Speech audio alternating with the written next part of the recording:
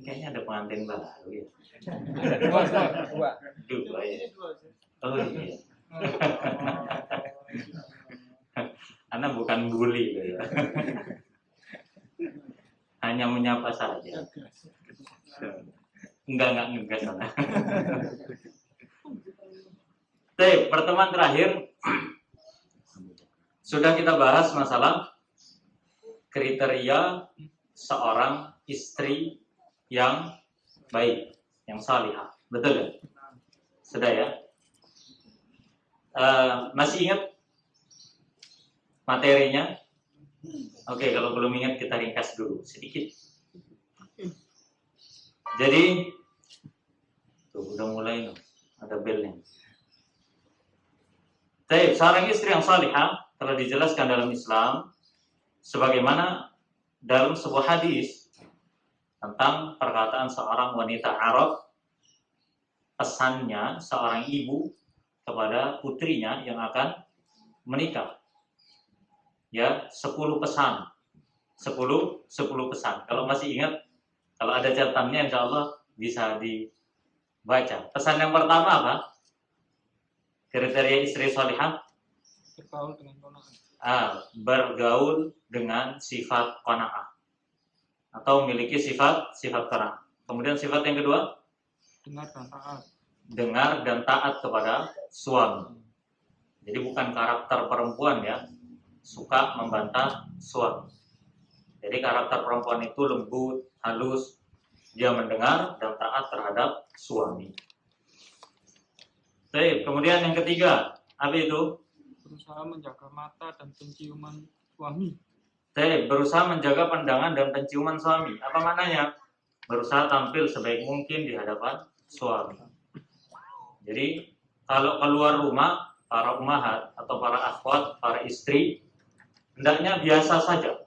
Menutup aurat yang rapat, biasa saja, tidak perlu berdandan yang sifatnya itu menarik perhatian. Akan tapi, apabila berada di hadapan suami, silakan berdandan ya secantik mungkin. Kalau bisa, mata suami nggak bisa berkedip. Ya, saking apa ya? Saking cantiknya. Nah, ya, kemudian menjaga bau ya hidung suami supaya suami tidak mencium bau yang tidak sedap. Iya, terkadang ibu-ibu kalau mau kondangan, masya Allah, radius 10 meter sebelum dan sesudah itu kecium. Radius 10 meter ini sebelum lewat dan sesudah lewat, ya kan? Nah, tapi ketika berada di rumah, berminyak wangi dengan bau bawang, bawang putih, bau terasi, ya, dan segala macam bau-bau dapur. Nah, hendaknya seorang istri memakai wangi-wangian ketika dalam rumah. Mau mandi minyak wangi boleh. Kalau mau mandi minyak wangi pun sekalian tidak apa-apa, tidak masalah. Yang penting gimana caranya wangi di hadapan suami. Kemudian yang keempat apa saja? Menjaga waktu makan suami. Ya, kan catatan keempat kriteria istri salihah apa kemarin? Kan kemarin Mengenakan celak mata. mengenakan celak mata dan air. Ya, itu diantara bentuk apa? Menjaga penampilan. Apa saja diantaranya lagi? Menjaga waktu makannya suami. Jadi seorang istri ini, anak kasih tahu ya, istri sebaik mungkin berusaha sebaik mungkin untuk menjaga perutnya suami. Ya Bu ya. Kalau meminta sesuatu ke suami, jangan pada saat suami lelah lagi lapar. Jangan. Ini apalagi yang pengantin baru. Jangan pas lagi lelah, suaminya lelah atau lapar, langsung dikasih tahu, Bang, beras habis. Contohnya, atau gas habis, segala macam. Kenyangin dulu, ya, entah beli makanan. Sekarang gampang kok cara dapetin makanan. Sambil rebahan jempolnya kerja datang makanannya. Gimana caranya suami itu dalam kondisi kenyang? Kenapa? Karena laki-laki kalau sudah kenyang, sehat akalnya. Tapi kalau dalam kondisi lapar, dikasih beban dalam rumah, tambah beban. Ya, Anda Ustaz, itu suami saya biasa-biasa saja kok, saya sentak-sentak begitu. Bukan biasa. Takutnya doa jelek, ya, sedangkan istri tidak merasakan laknatnya malaikat terhadap dirinya. Jadi jaga waktu makannya. Ya, jaga waktu makannya, berusahalah untuk sebaik mungkin menyiapkan makanan bagi suami. Baik. Kemudian dan menunjukkan kalau bisa seorang wanita itu bisa masak. Bisa masak. Ya. Kalau yang belum bisa masak, latihan. Latihan. Kalau sekarang wanita mengatakan, kan sekarang ada ojek online, bisa semuanya bisa pesan online. Ya enggak apa-apa, tunggu aja jebol dompetnya. Kaya-kayanya orang kalau sudah sistem hidupnya kayak gitu nggak bakal nikmat. Dia nggak akan pernah merasakan nikmatnya masakan istri yang rupa-rupa warnanya dan rupa-rupa rasanya. Meskipun awal-awal belajar masak, masak aja nggak apa-apa. Mau jadinya itu bermacam-macam rasa ataupun satu rasa atau tanpa rasa, enggak masalah. Yang penting belajar dulu. Ya, ini sebagai bentuk perhatian seorang istri kepada suaminya dalam masalah makan. Tapi kemudian yang ke 6 atau 5? 5. Kalau catatan anak kelima. Baik. Menjaga waktu tidurnya, menjaga waktu tidur. Nah ini, karena rasa lapar yang menimpa suami itu adalah bikin sumpek. Iya, bikin sumpek akalnya. Dan rasa kantuknya suami itu menyebabkan kemarahan. Jadi kalau sudah waktunya tidur, sudah ajakan tidur. Jangan pas sudah malam waktu tidur, sudah lelah habis kerja, ya kan? Disuruh ngapain, disuruh nyuci baju lah, disuruh begini lah, jangan. Udah, bisa ditunda besok, tunda besok. Kemudian yang selanjutnya adalah membantu urusan rumahnya dan hartanya. Ya, dengan cara menjaga hartanya ketika suami tidak ada, menjaga kebersihan rumah, dan ini merupakan bagian dari tugas seorang istri. Ya, sesuai dengan kemampuannya,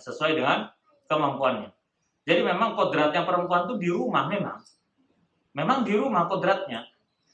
Ya, ketika wanita berusaha untuk keluar dari rumahnya dengan menganggap bahwasannya di rumahnya itu jenuh, saya nggak bagus kalau di rumah terus, justru kalau di rumah terus berarti saya bergantung sama suami. Loh, memang perempuan itu, istri itu hidupnya bergantung sama suami. Bergantung sama suaminya. Kenapa? Karena disitulah tugas seorang suami untuk ngopeni istrinya. Jangan kebalik. Saya pengen mandiri, punya penghasilan sendiri. Lihat aja, rumah tangga ketika seorang istri punya penghasilan sendiri, yang mana penghasilan istri lebih besar terutama daripada suami, maka seorang wanita pasti, atau ini kecuali yang dirahmati oleh Allah ya, kecuali dia akan melakukan tindakan-tindakan yang melangkahi suaminya. Merasa punya tanggung jawab. Merasa berhak untuk mengatur rumah tangga lebih daripada suaminya. Dan ini nggak boleh. Sekaya apapun seorang wanita, tetap suaminya adalah raja. Dan ia adalah permaisurinya. Jangan dibalik. Jangan dibalik. Baik, kemudian yang ketujuh, ya, wala tafshilahu sirran. Apa? Jangan tafshilahu sirran. Apa diantaranya setelah itu? Jangan membuat rahasia. Ya, jangan membuat rahasia-rahasia yang disembunyikan dari suami. Kemudian jangan pula melanggar perintahnya. Poin ke-8, jangan melanggar perintahnya. Ketika suami sudah memerintahkan sesuatu, maka kerjakan selama perintah tersebut bukan kemaksiatan. Bukan kemaksiatan. Dan kedudukan suami itu sangat tinggi, haknya sangat tinggi. Nabi SAW bersabda, seandainya di dalam Islam ini boleh bersujud manusia kepada manusia, akan kuperintahkan seorang istri bersujud kepada suaminya. Akan tapi tidak ada yang berhak diibadahi dan dijadikan sebagai objek sujud kita kecuali Allah Subhanahu wa taala. Kemudian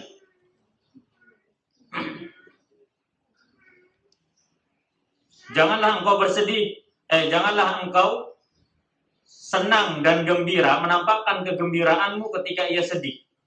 Dan begitu pula, janganlah engkau merasa sedih ketika ia sedang bergembira. Jadi kalau menjumpai kegembiraan dan kita melihat suami kita dalam kondisi sedih, maka tahan dulu dalam mengekspresikan kegembiraan itu. Ya, karena kan nggak asik juga, senang sendiri, sedih sendiri, satunya senang, satunya sedih. Maka itu nggak asik. Makanya dalam rumah tangga itu kan senang bareng, sedih bareng, susah senang sama-sama. Nah seperti itu. Bukan satunya susah, satunya senang, satunya susah. Bukan seperti itu hakikat dari rumah tangga.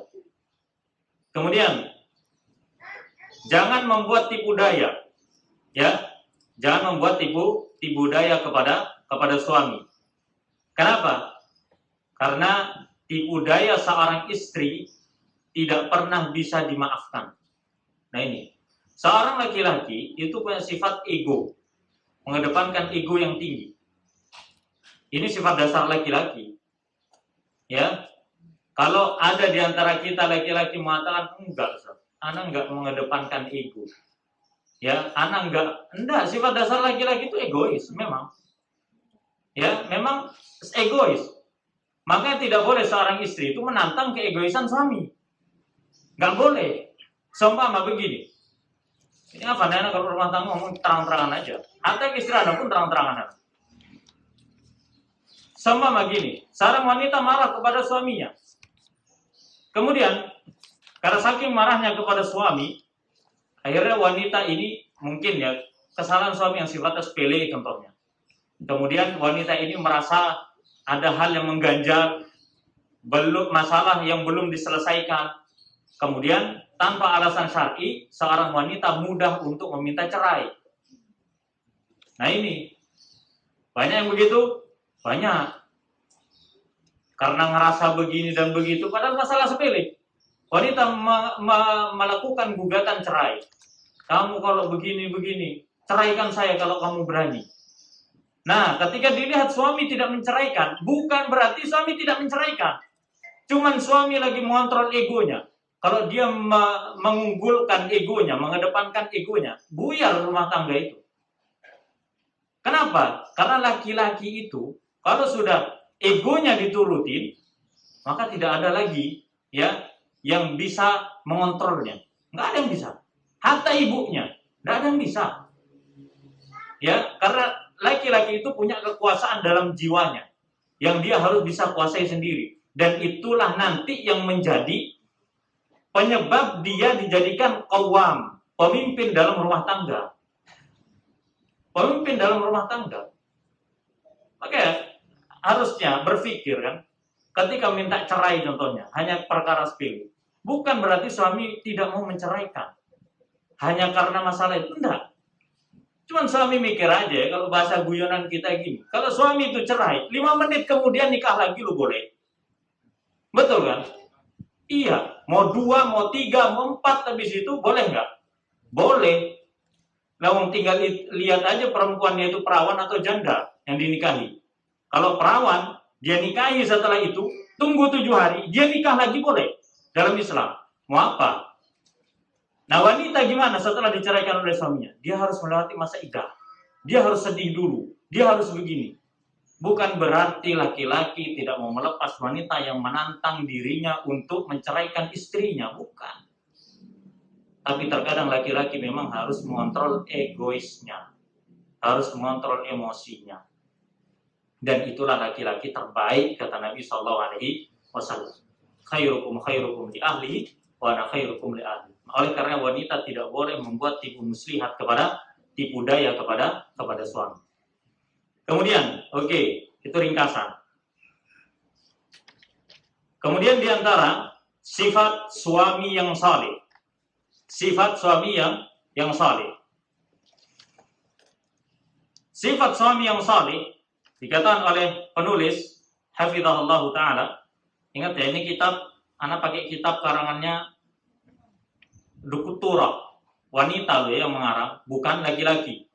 Biasa masalah rumah tangga itu yang merasa paling terdolimi ini ibu-ibu biasanya. Makanya anak pakai kitab karangannya perempuan. Jadi kalau mau protes ya proteslah ke penulisnya nih, sama-sama perempuan. Nah, sampai-sampai ada kitab itu nama judul kitab Kaifa Tufhamul Mar'ah. Beratnya 50 kilo. Bagaimana cara memahami wanita? Jadi berat kitabnya itu 50 kilo. Ya itu memang ada. Kaifa Tufhamul Mar'ah. Bagaimana cara memahami wanita? Yang nulis itu wanita. Beratnya 50 kilo. Awas nanti kalau dibuka kok kosong semua kertasnya. Nah, kenapa? Bingung kan? Ya begitulah cara memahami wanita. Apa itu? Bingung. Ya kan? Baik, kemudian bagaimana menjadi seorang suami yang saleh? Nah, nih, asik nih, kelihatan soalnya. Bukan berarti anak bahas ini bukan berarti anak soleh, enggak. Semua manusia pasti milik kekurangan. Kita juga terkadang punya ilmunya tapi sulit untuk menerapkan. Ngamalinnya itu sulit. Apalagi yang nggak punya ilmu. Lah itu. Betul kan? Iya. Ya minimal kita berilmu dulu lah. Ilmu qoblal qauli wal amal kan. Kita mau action gimana coba kalau ilmunya nggak ada. Oke, sekarang bapak-bapak. Sudah jadi suami semua nih ya. Ada yang belum? Oh, siap-siap, enggak apa-apa. Sedia payung sebelum hujan. Nah, belajar tentang masalah pernikahan. Oke. Mas yang belum nikah, ini kalau sampean tahu suara hati para bapak ini, mereka menyesal. Kenapa? Karena belum belajar sebelum nikah. Ya mungkin di antara kita ada ngebet aja, ayo gitu. Tapi ilmunya belum ada.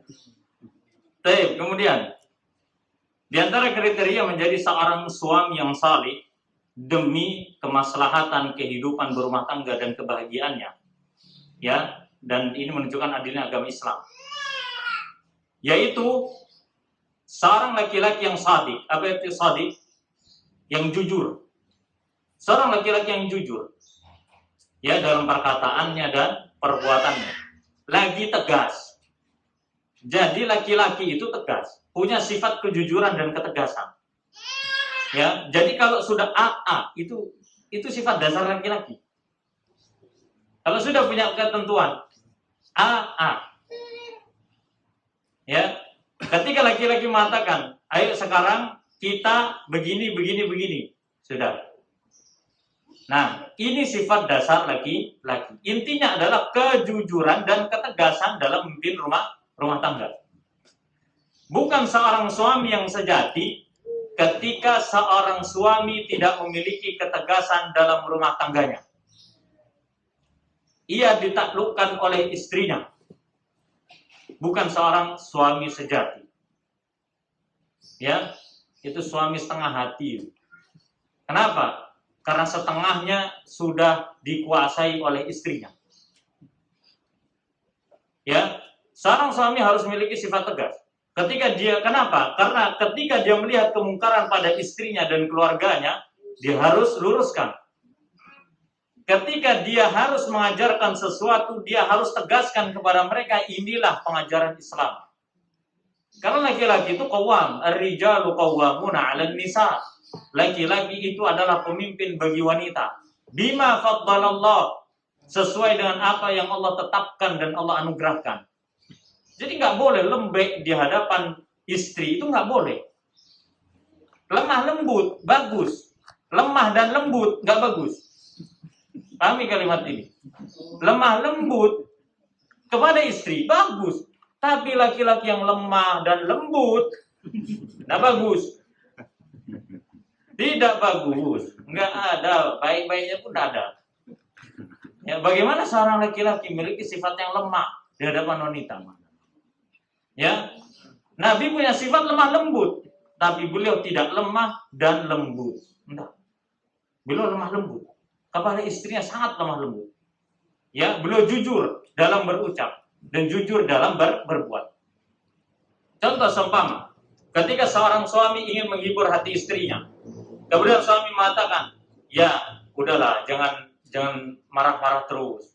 Ayo kita belanja. Ya udah, jangan belanja. Mau belanja di mana? Belanja sayur, belanja tahu, bukan belanja. Ya, dia harus jujur dengan ucapannya. Jangan belanja. Kapan saya ngajak belanja? Perasaan nggak ngajak belanja, kamu aja salah dengar. Enggak gitu, enggak. Dia harus jujur dalam ucapannya dan dalam perbuatannya. Kemudian, diantaranya pula adalah tidak berdusta. Tidak berdusta kepada istri. Ya, tidak berdusta kepada istri. Nah, ketika dia harus mengatakan yang sebenarnya, katakan yang sebenarnya. Katakan yang sebenarnya. Kecuali, para ulama mengecualikan, kecuali pada permasalahan yang sifatnya itu adalah gurauan, bukan masalah yang serius. Contoh, terkadang seorang suami harus bohong, ya, daripada menyakiti hati istrinya. Contoh nih, bukan masalah serius loh ya. Kalau masalah serius wajib untuk jujur. Contohnya ya, ketika dia makan makanan istrinya, ternyata makanannya itu asin. Istri nanya, bang, kenapa kok mukanya gitu bang? Kenapa mas mukanya ekspresinya kayak gitu? Nggak enak ya? Enak kok. Keasinan ya? Enggak. Kurang gula aja. Berarti asin? Enggak, kurang gula. Kebanyakannya garamnya, kurang gula. Ya, boleh nggak seperti ini? Boleh. Boleh, silakan. Katakan bahwasanya tidak pernah saya menemukan di restoran masakan selezat ini. Tidak apa. Hah? Malah ditambahin nanti. Jadi seperti itu. Karena wanita itu suka dipuji. Suka dipuji. Pujilah istri kita itu dipuji. Ya. Dan tidak boleh laki-laki ini berdusta. Kecuali di kondisi-kondisi yang sifatnya itu bukan kondisi yang serius. Ya, seperti halnya laki-laki ketika menjumpai masalah di luar rumah. Kemudian, ingat ya, kalau ada masalah pekerjaan di luar rumah, jangan dibawa ke rumah. Jangan dibawa ke rumah. Karena terkadang bukannya mendapatkan solusi tambah runyem. Ustaz, itu kan Ummu Salamah ya bisa ngasih solusi. Iya. Karena situasi dan kondisinya berbeda. Ya, terkadang suami berat rasanya di kantor, istri tidak tahu masalahnya suami.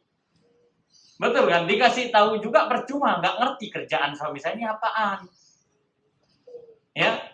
Maka ketika diberitahu terkadang istri nggak paham. Malah semakin bertanya terkadang. Nah, ini seorang suami hendaknya tidak perlu menceritakan ketika berada di rumahnya. Intinya ketika seorang suami sudah di rumah, berkonsentrasilah kepada keluarganya. Lupakan sejenak masalah-masalah yang ada di luar. Kalau seandainya masih belum selesai, minta udzur kepada istri untuk menyelesaikan masalah yang ada di luar. Dan ini lebih baik. Jadi, kalau memang ada masalah di luar, kemudian kita harus minta udzur kepada istri, karena kasihan kalau seandainya dia merasa kurang waktunya, family time-nya kurang. Katakan, Afwan, saya harus menyelesaikan dulu ini sebentar aja. Habis itu cepat kembali. Jadi dia tidak menghiasi hatinya dan hati istrinya dengan kedustaan perbuatannya. Kemudian, hendaknya dia memiliki sifat adil ya kepada istrinya. Memiliki sifat adil. Jadi seorang suami harus adil kepada istri. Bukan sekedar bisa menuntut istrinya, akan tetapi seorang laki-laki juga bisa menuntut dirinya menjadi pribadi lebih baik di hadapan istrinya. Terkadang laki-laki menuntut istrinya untuk baik, ya, akan tetapi terkadang suami melupakan hal-hal yang harus ia perbaiki dari dirinya. Berat memang, Disertai apalagi disertai dengan ego yang tinggi, berat. Tapi tetap seorang muslim mau laki-laki atau perempuan harus berubah menjadi pribadi yang lebih baik. Kemudian diantaranya juga, diantara sifat laki-laki yang salih, yaitu mudah atau memudahkan setiap urusan keluarga. Ya, mudah dalam urusan keluarga. Artinya ketika melihat istri membutuhkan sesuatu, maka dia mudah. Sifatnya mudah. Selama tidak berlebihan. Contoh masalah belanja contohnya. Jadi terkadang ada suami itu yang terlalu istilahnya perhitungan. Ya, terlalu pelit kepada istrinya. Masa iya ada? Ada di zaman Nabi lo ada. Apalagi zaman sekarang. Ya Rasulullah, inna Aba Sufyan rajulun syahih. Ya Rasulullah, sungguhnya Abu Sufyan ini rajulun syahih. Syahih itu di atasnya bakhil. Udah bukan kikir lagi. Syahih itu nggak tahu ya apa. Bukan pelit lagi. Apa di atasnya pelit? Selain pelit, kikir apa? Jadi dia itu punya duit banyak, tapi nggak mau bersedekah, memberdayakan dirinya dan keluarganya itu. Apa maksudnya? Jadi dia tuh lebih suka apabila duitnya itu disimpan aja gitu. Nggak dipakai sama keluarganya. Kalau toh dia ngasih pun ngasihnya ya ala kadarnya, nggak berusaha memberikan yang terbaik gitu. Untuk dirinya pun pelit, untuk keluarganya tambah pelit. Yaitu syahih namanya. Sampai datang kepada Nabi, ya Rasulullah, Abu Sufyan ini suami yang pelit. Dia nggak ngasih sesuatu kepada kita, kecuali hanya sebatas, ya wes, itu kebutuhanmu, saya kira cukup, ya sudah. Kafaratul majelis, sudah. Ya, padahal, seorang istri pun pasti banyak kebutuhannya. Iya kan? Iya. Maka seorang suami boleh memberikan jatah, nafkah kepada istri yang sesuai dengan kemampuannya. Ya. Kemudian, kalau toh seandainya ada kebutuhan tambahan yang nanti bakal menyusul, maka hendaknya seorang suami memudahkan selama tidak berlebihan. Dan selama itu dibutuhkan. Contoh hal-hal yang sifatnya kebutuhan istri, yang dibutuhkan oleh istri. Ya seharusnya suami memberikan. Karena itu bagian dari haknya. Contoh istri, bang, minta duit. Kenapa? Buat beli make up. Berapa harga? 300.000. Jangan suami mengatakan, kok mahal? Loh, harusnya kita tuh lihat dulu wajahnya. Oh, standar istri saya ini wajahnya 70 ke atas. Cantiknya ini. Berarti duitnya pun harus banyak. Betul kan? Lah motor murah perawatannya sama motor mahal lo beda. Betul kan? Iya, apalagi istri. Iya, sama yang biasa-biasa sama yang cantik. Yang cantik banget, yang cantiknya lagi. Itu beda, perawatannya beda. Janganlah mahal-mahal, yang murah-murah saja. Iya, tepung terigu murah. Sajiku murah.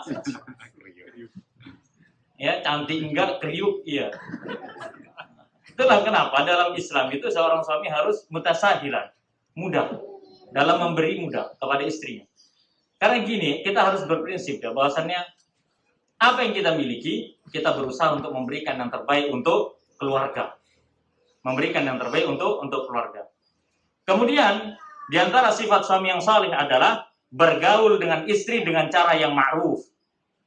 Ya, bergaul dengan istri dengan cara yang ma'ruf dalam setiap situasi dan kondisi. Ya, dalam setiap situasi dan kondisi. Wa'ashiruhunna bil ma'ruf. Dan pergaulilah mereka dengan cara yang ma'ruf. Baik ketika berbicara kepada istri, ya. Karena sifat wanita ini mudah apa Bu? Mudah ngambek. Iya, baper, gelas-gelas kaca. Ya kan? Kenapa kok disifati gelas kaca gini? Gelas kaca itu kalau sudah pecah, kalau seandainya dikembalikan seperti semula, masih ada bekasnya. Ya begitulah, seorang istri itu kalau suami sudah melakukan kesalahan, diingat sampai mati. Meskipun dia mengatakan, enggak kok saya udah lupa. Ucapan itu keluar untuk menutupi ingatannya. Tahu? Itulah bahasa psikologinya seorang wanita itu seperti itu. Enggak lupain aja. Yang masalah kamu dulu itu kan, aku udah lupa. tapi disebut. Oh yang dulu itu kan di sini kan, iya. Kesalahanmu yang dulu itu kan, tenang aja, aku sudah lupa. Bukan sudah lupa, itu lagi disebut barusan keceplosan. Nah itulah wanita, selalu diingat kesalahan-kesalahan suaminya. Oleh karena kenapa? Ketika dahulu pada saat Idul Fitri, Nabi SAW setelah salat Id bersama Bilal mengatakan pada wanita, wahai wanita, tasaddaqna, bersedekahlah kalian, karena sungguh kalian adalah kebanyakan penghuni neraka. Maka ada wanita setelah bersedekah dia mengatakan, kenapa ya Rasulullah? Maka Nabi SAW mengatakan, sungguhnya kalian ini adalah orang yang suka mengingkari atau kufur terhadap kebaikan suami. Artinya apa? Setiap kebaikan-kebaikan suami, apabila dijumpai satu kesalahan, maka kebaikannya pasti akan terlupakan. Pasti akan terlupakan. Oleh karena seorang suami ini harus hati-hati ketika berbicara dengan istrinya. Ya, karena istrinya di hadapannya itu adalah gelas-gelas kaca. Kemudian ketika bergaul, ketika bergurau dengan istrinya, maka hendaknya bergurau dengan istri dengan cara yang baik. Berikan pujian-pujian dan sanjungan kepadanya. Bilang aja ke istrinya, ya, puji aja istri kita itu setinggi-tingginya, nggak masalah. Ya, mau fisiknya, mau sifatnya, mau seperti apa, puji. Puji saja. Karena wanita itu suka dipuji, suka disanjung. Ya, wanita itu kalau disanjung itu leleh, hatinya leleh. Iya, katakan, kamu itu cantik, tapi sayang, tidak seperti bidadari. Kan tersinggung tuh sudah. Lah kok bisa? Katanya cantik, kok anu sama bidadari aja dicemburuin. Ya, katakan bahwasannya wanita yang baik di surga lebih cantik dan lebih baik daripada bidadari. Nah seperti itu. Kasih gombalan-gombalan yang dulu belum pernah ngegombal, ya istrinya belum pernah digombalin selama ini, pulang gombalin istrinya sak kenyang-kenyangnya. Ya, gombalin istrinya. Ya, maka itulah bagian dari kebaikan suami. Kemudian seorang suami hendaknya di antara bentuk mempergauli istri dengan cara yang baik adalah menjaga penampilan di hadapan istri. Abdullah bin Abbas radhiyallahu anhu mengatakan, sesungguhnya aku lebih suka untuk berdandan di hadapan istriku daripada orang lain, karena itu bagian dari hak mereka. Wa ashiruhunna bil ma'ruf, dan pergaulilah mereka dengan cara yang ma'ruf. Ya, kemudian dia membaca firman Allah juga apa? Sesungguhnya wanita mendapatkan bagian yang sama sebagaimana laki-laki mendapatkan bagian dari wanita. Ketika suami menginginkan istrinya cantik, maka istri pun berhak untuk mendapatkan penampilan suami yang tampan. Maka jaga penampilan di hadapan istri. Pokoknya apa yang kurang perfect, coba supaya perfect, supaya tampan di hadapan istrinya. Mungkin rambut belum ketata, tata rambut yang bagus. Ya, pokoknya berusaha untuk selalu tampan di hadapan istri. Karena itu menunjukkan kelanggengan rumah tangga. Kemudian diantaranya juga yang nggak panjang juga gimana? Lewat 4 sudah. Sedikit ya, sedikit lagi, oke. Yaitu menghargai istri, menghargai istri yang sudah memberikan effort, ya, memberikan usahanya, tenaganya dalam menjaga kebersihan rumah, membantu rumah tangga, menjaga anak-anak. Maka berikanlah penghargaan kepada istri, baik dengan pujian ataupun dengan memberikan hadiah yang ia sukai. Hadiah yang ia sukai. Ya, minimal adalah menghargai istri dengan cara bersikap manis kepada mereka. Bersikap manis kepada istri. Sebagaimana Umar bin Khattab radhiyallahu anhu ketika istrinya marah, ia tidak malah balik marah kepada istrinya. Ya. Jadi istrinya Umar ini termasuk yang bisa dikatakan cerewet juga. Istri Umar bin Khattab dulu ya. Kan kisahnya Badui datang ke Umar minta pengadilan gara-gara orang Badui ini habis berantem sama istrinya. Berantem hebat sama istrinya, karena nggak terima datang ke Umar bin Khattab mau minta keadilan. Pas mau dekat rumahnya Umar bin Khattab, kok ternyata Umar bin Khattab keluar dari pintu rumahnya pelan-pelan, berjinjit jalannya, kemudian ditutup pintunya pelan-pelan. Dan orang Badui itu melihat bagaimana suara istrinya Umar terangkat. Kenapa? Karena lagi marah-marah. Lagi marah-marah.